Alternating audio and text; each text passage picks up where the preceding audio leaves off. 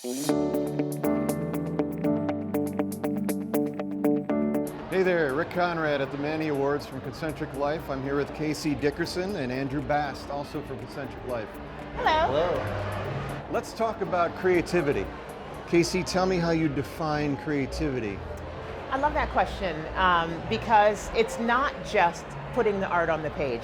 For me, creativity is resourcefulness. So really looking and understanding new technologies, understanding different perspectives, understanding so many different things to come together to come up with creative solutions. And for me, that might be more in the digital space, or maybe it's in the format. Is it going to be social media, or is it going to be, on the side of a building?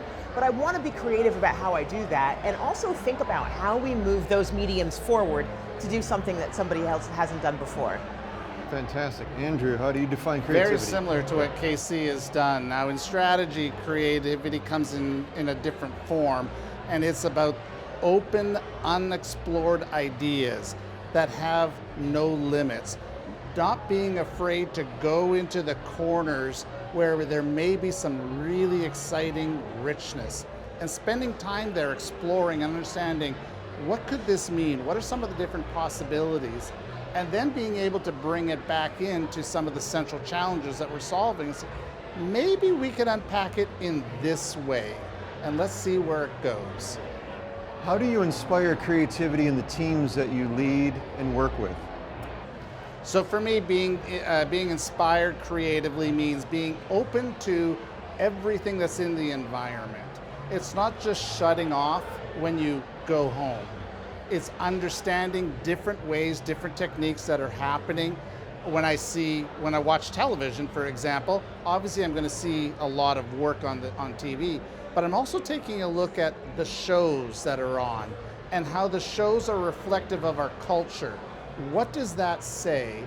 Because that might open up different pathways to have conversations. So I explore that, then I actually get the team to talk about it. What did we watch? Why are we watching it? Or what did you do? What's your passion point? And you end up finding that people have different interests, obviously, but for different reasons. And that is fun. I agree, and I'll just piggyback on that and say that what I do is sort of similar to that, because people do have different interests. So I've asked each member of my team to choose an area where they want to be a subject matter expert, and just one.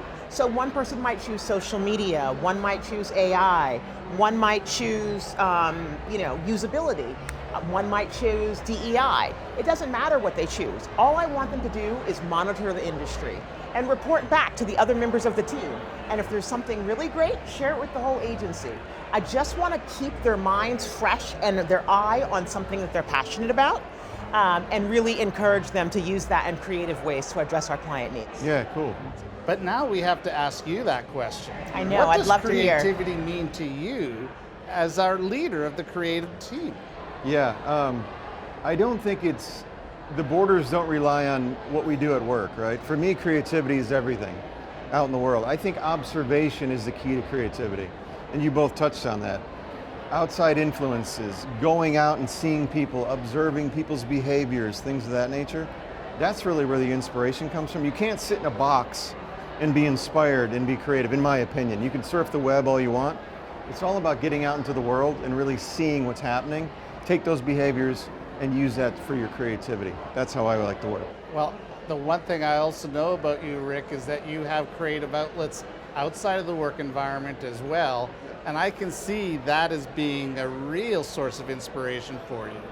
I think it's necessary. I mean, for me, this ain't just a gig, it's something I have to do, so whether it's work, and that's the creative outlet, or music or painting, for me it's got to be there in my life, otherwise I can't function. So it all works together. It's not distinct between work and the other outlets. It's all one thing for me, so yeah. Now I know, Casey, creativity, particularly when it comes time for engagement strategy, is really about making those connections. Yes. So tell me a little bit about the areas on where you tap into. How are connections formed, and where does the inspiration come from? Well, I mean, I feel like the patient is always the center of the exploration that we would do and how it is that we approach the work. I really think digging into creative solutions for our patients, at the end of the day, they may be suffering, they may, have a short period of time in their life, they may, be taking care of their child. But I come to creative solutions, I really tap into that, knowing that we are doing something that is going to advance somebody's life or make their life better, be it long or short. So that inspires me to come up with things that nobody's thought about before that might give them a little bit of relief or opportunity to thrive or a cure, which is the holy grail. And so any way I attack it, it's always about the patient at the center.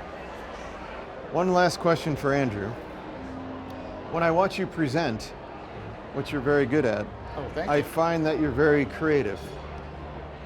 How do you approach presenting to a client or just to a team? Because you're very, very good at it. The honest truth is I actually try and walk in the shoes of the people that we're talking about. Generally, those who are suffering from a condition or a malady or have a need, and just look at it through their lens, their life, and embody that. And as best you can, try to become their representative for that moment in that room. And if you can capture that magic, you can then open up so many eyes to a different reality that we're not thinking to a scope of work, or we're not thinking to a strategic plan, or not thinking to a life cycle. We're actually taking a step back and taking a look at the very people that we're trying to help, and all of a sudden you have a different appreciation. And so that's what I try to do. I don't know if I do it very well, but I try to do that. Well, I can tell you, being in the room, you definitely pull me in, so it works. Oh, well, thank you. Thank you. Thank you, Andrew. Thank you, KC.